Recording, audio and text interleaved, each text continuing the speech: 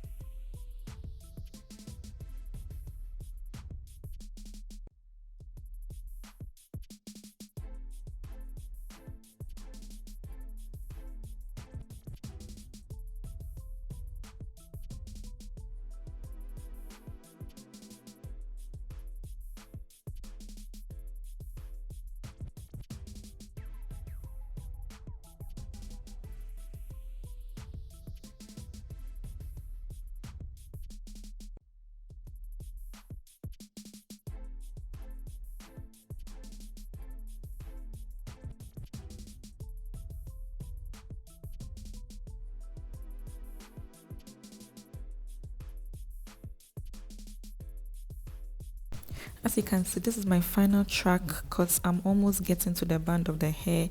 I decided to leave this space because that is where the hairband is going to be. Moving forward, these are the products I'll be using for the hair. So first off, I'm going to spray it on some water on the hair to kind of dampen it a little bit and not make it too dry. In this spray bottle is a mixture of detangling oil and normal water. I just added that up and then sprayed it on the hair. Moving forward, the next product I'll be using is a curl keeper. The name speaks for itself. It makes the curl last longer in the hair. And the final product that I'm going to apply is the curl activator. So in all, I use 3 different products in this hair.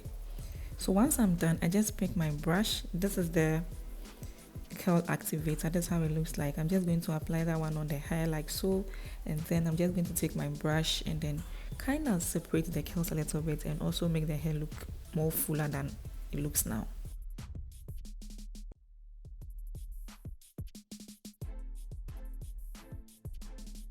And you all can see the beauty of this hair.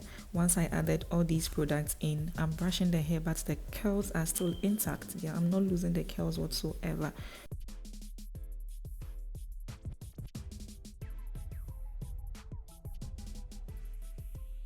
And that's it for this style, guys. I hope you guys found it helpful and you're going to try it out. Give this video a huge thumbs up if you found it helpful, and until next week, stay fab, stay beautiful. Bye guys.